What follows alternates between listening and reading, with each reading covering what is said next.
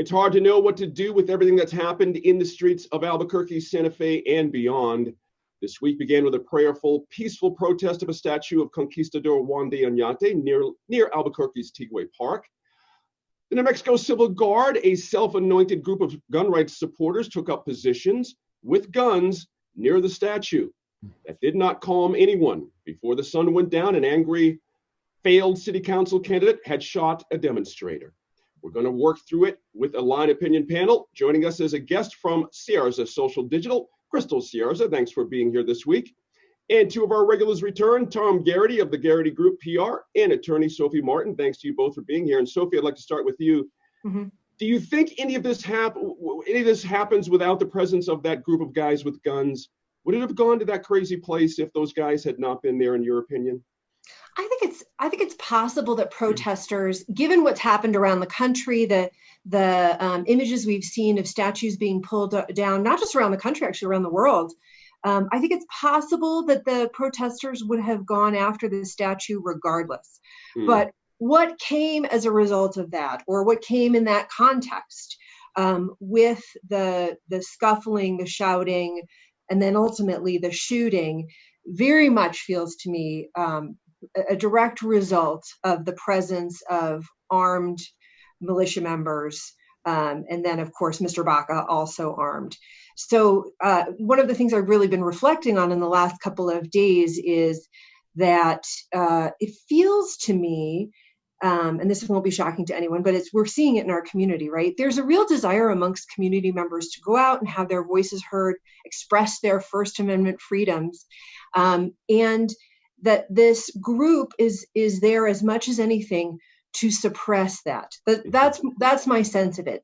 They create an environment in which families say, I'm not sure I feel safe bringing my children. I'm not sure I feel safe attending. And that suppression of speech is something that I think that our community needs to be really concerned about. Mm-hmm. Crystal, before we get into the APD response and all that I want to get to for sure, I'm curious if you feel like the protesters could have done something a little bit differently. Let's take the militia guys out of it for a quick second. Pulling down the statue, of course, would not be an unusual situation in the country right now. But was there something on the protest side that gave you a little pause? You know, I think this actually is a great question for me specifically, because one of the people that I look up to in the business community, two people, is actually Charles Ashley from Cultivating Coders and Mike Silva with Rude Boy Cookies and Albuquerque Trolley Company. And his response is a great response to your question, which was, they asked him, why did you decide to do a silent protest? Why was it only invitation only from the Black community to others to show their support for Black lives? And they chose to do this way for a reason, chose to do a silent protest, chose to do a silent march, where my son and I were on Central with them in solidarity. And the reason why they chose that way is because they didn't want to create any sense of violence. They didn't want to attract any type of militia members, any type of rebellion. And it goes back to the thought of, you choose how you decide to protest. So yes, protesters could organize a different way, but it's just like organizing a wedding or organizing a birthday party. Everybody's going to have their own different style of gathering people and bringing community together. It's just a way of whether or not it works or doesn't work. Gotcha. So. Tom, let's get right to APD. I want everyone to get a bite at this. APD said it had undercover detectives at the protest, which is very interesting. But we never saw them intervene, did we? In the now infamous footage where the alleged shooter threw that young woman to the ground and other points where APD could have intervened. What was your sense overall how APD responded? Well, overall, I think it's easy to be in this armchair quarterback of saying, oh, they should have done this, they should have done that. The fact that there were, plainclothes officers, present, really shows that they were looking at a de-escalated. The last thing they wanted to do was escalate the situation and risk something that we've seen take place in some other cities. Well, I guess my question might be, by them standing back, did they in fact escalate the situation by doing that? Well, there was an armed presence of officers that were standing back, but my understanding was they had plainclothes officers in the crowd.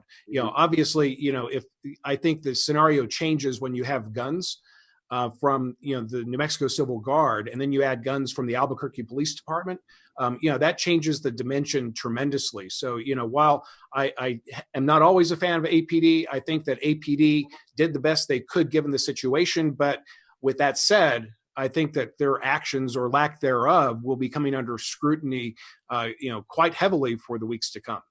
Sophie, it might be argued that APD is now 0 for 2 when it comes to big problems on the streets, meaning that, they've got 2 in a row situations where they've stayed back a little bit. And by doing that, the things escalated there. The mayor alluded to this in his press conference, as did the chief. What was your sense of how the APD handled it and the takeaway in that presser the next day? It's a very complicated dynamic when there is a protest. It is an organism that operates under its own momentum and its own rules. And I appreciate at least what appears to be the sentiment that that APD not show up in force, arms locked, the whole thing, creating a sort of a militarized environment from the get-go, that there be at least an opportunity for this peaceful protesting. But to Tom's point, of course, there's going to be quarterbacking afterwards. Was it called Monday morning quarterbacking afterwards? Mm-hmm. I think that to the extent that Mayor Keller and the chief of police have built some goodwill within the community, or with parts of the community, that will certainly help them. But the way that these protests have played out, there are also members of the community, sections of the community, who have lost what trust they may have already had, who are really, I think, evaluating again their relationship with APD. That's a good point.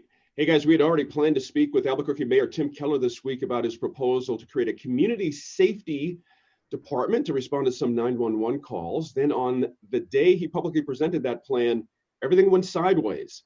Correspondent Gwyneth Dolan has a wide-ranging interview with the mayor, which we'll show you now. We'll be back with this group right afterwards.